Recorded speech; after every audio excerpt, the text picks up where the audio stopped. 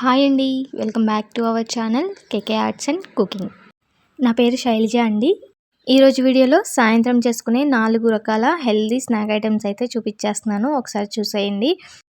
మొదటి రెసిపీ వచ్చేసి ఆలూ కట్లెట్ అండి. దీనికోసం 2 ఆలుగడ్డల్ని ముక్కలుగా కట్ చేసుకొని ఒక 10 నిమిషాలు ఉడికించుకుంటే ఇలా మెత్తగా అయిపోతాయి. వాటిని పీల్ ఆఫ్ చేసుకొని మెత్తగా మెతుక్కోవాలి. ఆలుగడ్డలతో రెసిపీస్ చాలా టేస్టీగా ఉంటాయి. ఒకసారి ట్రై చేయండి. ఇలా మెతుక్కున్న దాంట్లో సన్నగా కట్ చేసుకున్న ఉల్లిపాయలు, పచ్చిమిరపకాయలు, capsicum, green are red A capsicum అయినా యూజ్ చేసుకోవచ్చు, కరివేపాకు, అలాగే కొంచెం కొత్తిమీర, ఒక 1/2 టీ స్పూన్ అల్లం వెల్లుల్లి పేస్ట్, అరకప్పు బొంబాయి రవ్వ, అరకప్పు గోధుమ పిండి వేసుకోవాలి. వీటన్నింటిని ఒక్కసారి బాగా కలుపుకోవాలి. దీనిలోనే ఒక 1/2 టీ స్పూన్ ధనియాల పొడి వేసుకోవాలి. అలాగే టేస్ట్కి సరిపడా ఉప్పు, ఒక చిటికెడు పసుపు వేసుకొని మొత్తం కలిసేలాగా కలుపుకోవాలి. వాటర్ ఏమీ వేయకుండా ముందు కలుపుకోవాలి. ఎందుకంటే బంగాళదుంపలో వాటర్ ఉంటుంది కాబట్టి ఆ వాటర్తో మిక్స్ అయిపోతుంది. ఒకవేళ సరిపోవు అనుకుంటే 1 టీ స్పూన్ నీళ్ళు అయితే వేసుకొని ఇలా ముద్దలాగా కలుపుకోవాలి. మొత్తం కలిసేలాగా బాగా కలుపుకొని ఒక ముద్ద లాగా తయారు చేసుకొని పక్కన పెట్టుకోవాలి. ఇప్పుడు ఈ పిండిని చిన్న చిన్న ఉండలుగా చేసుకొని కట్లెట్ లాగా ఒత్తుకోవాలి. ఏ షేప్ అయినా పర్వాలేదండి. నేనైతే రౌండ్ షేప్ చేస్తున్నాను. ఇలా చేతిలోనే ఒత్తేసుకోవచ్చు. చూసారు కదా, ఇలా అన్నిటినీ ముందుగా చేసుకొని ఒక ప్లేట్లో పెట్టేసుకోవాలి. సైడ్స్ విడిపోకుండా చక్కగా నొక్కుంటూ చేసుకోవాలి. చూసారు కదా, మొత్తం చేసుకొని ఒక ప్లేట్లో రెడీగా పెట్టేసుకున్నాను. వీటిని షాలో ఫ్రై చేసుకుందామండి. ఎక్కువ ఆయిల్ ఏం పీల్చవు. దీనికోసం ప్యాన్ హీట్ అయిన తర్వాత ఒక 4 టేబుల్ స్పూన్ల వరకు ఆయిల్ వేసుకొని స్ప్రెడ్ చేసుకోవాలి. ఇలా ముందుగా చేసుకున్న కట్లెట్స్ని ఒక్కొక్కటిగా పేర్చుకుంటూ 2 సైడ్లా తిప్పుకుంటూ కాల్చుకోవాలి. చూసారు కదా, ఇలా గోల్డెన్ కలర్లోకి వచ్చేస్తాయి అన్నమాట. 2 సైడ్స్ కూడా అదేవిధంగా కాల్చుకోవాలి. ఆయిల్ అసలు పీల్చవండి. ఇలా షాలో ఫ్రై చేసుకుంటే లోపల సాఫ్ట్గా, బయట క్రిస్పీగా చాలా బాగుంటాయి. ఒకసారి ట్రై చేయండి. అంతేనండి, ఆలూ కట్లెట్ రెడీ అయిపోయింది. సెకండ్ రెసిపీ చూసేద్దాం. తోటకూరతో పకోడీ.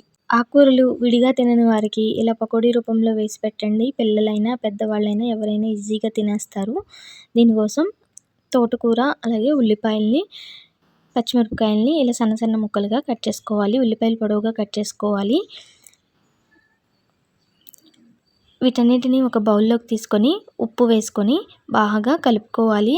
ఉల్లిపాయలో వాటర్ అంతా బయటకు వచ్చేంత వరకు కలుపుకోవాలి. ఇప్పుడు అందులో మైదా పిండి కానీ గోధుమ పిండి కానీ వేసుకొని ఇలా పిండి ముద్దనైతే రెడీ చేసుకోవాలి. వాటర్ ఏమీ వేయవసరం లేదండి. అప్పుడు చక్కగా గట్టి పకోడీలాగా వస్తుంది. చూసారు కదా, ఈ కన్సిస్టెన్సీలో కలుపుకోవాలి. బాండీలో ఆయిల్ హీట్ చేసుకొని ఇలా చిన్న చిన్న పీసెస్గా వేసేసుకోవాలి. అన్నీ వేయటం అయిపోయిన తర్వాత ఒక గరిటె తీసుకొని అటు ఇటు కదుపుతూ వేయించుకోవాలి. ఇవి ఎక్కువ బాగా ఫ్రై అవనివ్వకూడదండి. ఎందుకంటే ఇందులో తక్కువ పిండి వేసి కలిపాం కాబట్టి మనం కొంచెం కలర్ వచ్చినంత వెంటనే తీసేసుకోవాలి. బాగా వేగాయి అంటే ఆనియన్స్ మాడిపోయినట్టు అయిపోతాయండి. అందుకని చెప్పి కొంచెం కలర్ రాగానే తీసేసుకోవాలి. ఇంతేనండి. ఇదే ప్రాసెస్లో మిగతావన్నీ కూడా వేసేసుకొని రెడీ చేసేసుకుంటే మనకి తోటకూర పకోడీ హెల్తీగా రెడీ అయినట్టే. ఒకసారి ట్రై చేయండి. టేస్ట్ ఎలా వచ్చాయో కామెంట్ సెక్షన్లో నాతో షేర్ చేయండి. మన థర్డ్ రెసిపీ వచ్చేసి అటుకులతో సొరకాయ ఉతప్పం. దీనికోసం ముందుగా ఒక బౌల్లో 1 కప్పు అటుకులను తీసుకొని బాగా 2 సార్లు కడుక్కొని ఒక 15 నిమిషాలు వాటర్ పోసి పక్కన నానబెట్టుకోవాలి. ఎక్కువ వాటర్ పోయొద్దండి. మునిగేంత వరకు మాత్రమే వాటర్ పోసుకోవాలి. అప్పుడు చక్కగా నానిపోతాయి. ఈలోపు ఒక సొరకాయ ముక్కని, అలాగే 4 పచ్చిమిరపకాయలని కట్ చేసుకోవాలి.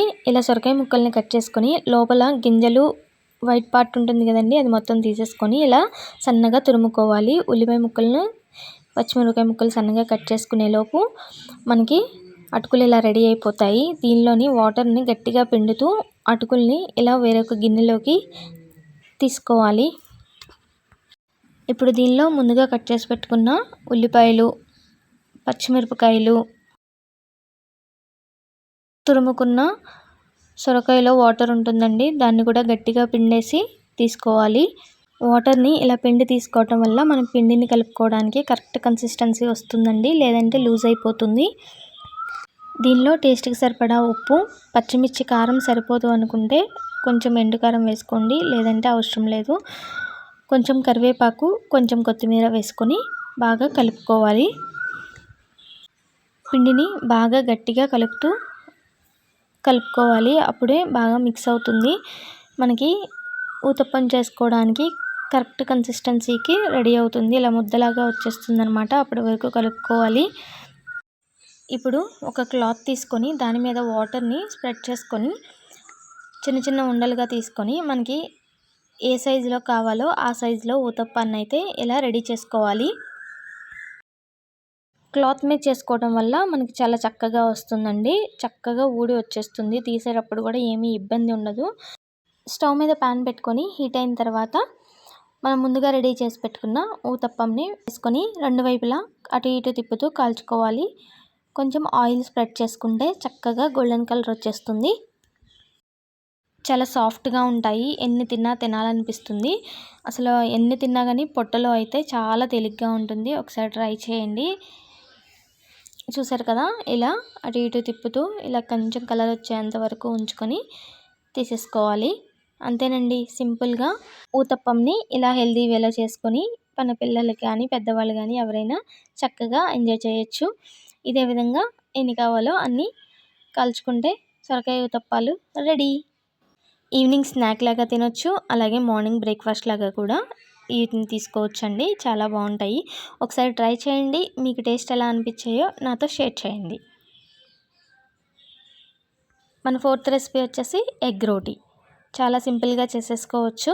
దీనికోసం గోధుమ పిండిని తీసుకోవాలి, దానిలో తగినంత ఉప్పు వేసుకొని ఒక అర టీ గ్లాసు పాలు పోసుకొని ముందుగా ఇలా కలుపుకోవాలి. ఆ తర్వాత తగినన్ని వాటర్ పోసుకొని పిండి ముద్దలా రెడీ చేసుకోవాలి.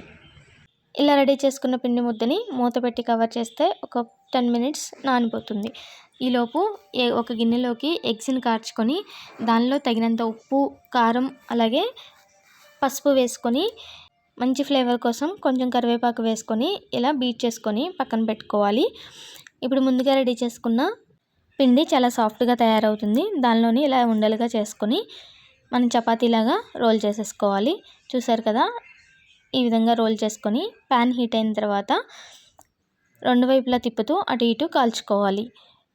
ఒకసారి రెండు వైపులా తిప్పుకొని కొద్దిగా హీట్ అయిన తర్వాత ముందుగా మనం రెడీ చేసుకున్న ఎగ్ బ్యాటర్ని వేసుకొని ఒకవైపు స్ప్రెడ్ చేసుకోవాలి. ఒక టీ స్పూన్ ఆయిల్ స్ప్రెడ్ చేసుకొని రెండు వైపులా తిప్పుతూ కాల్చుకుంటే ఎగ్ చపాతీ అనేది రెడీ అవుతుంది. దీన్ని పిల్లలు ఇష్టంగా తింటారు. ఒకసారి మీరు కూడా ఈ వేలో ట్రై చేయండి. దీనికి ఎక్కువ శ్రమ లేదండి, డీప్ ఫ్రై అసలే అవసరం లేదు. ఇలా హెల్తీగా ఈవినింగ్ పిల్లలు స్కూల్ నుంచి వచ్చిన తర్వాత చేసి పెట్టారంటే స్కూల్లో తిన్నా తినకపోయినా ఈవినింగ్ అయితే ఇష్టంగా తినేస్తారు. వీటిని ఇలా రోల్ చేసుకొని మధ్యలో కట్ చేసి టమాటో కెచప్ వేసి సర్వ్ చేసినట్లయితే చాలా ఇష్టంగా తినేస్తారు పిల్లలు. ఒకసారి ట్రై చేసి మీకు ఎలా అనిపించిందో రెసిపీ కామెంట్ సెక్షన్లో అయితే కామెంట్ చేయండి. అంతేనండి, ఎగ్ రోల్స్ ఈజీగా రెడీ అయిపోయాయి.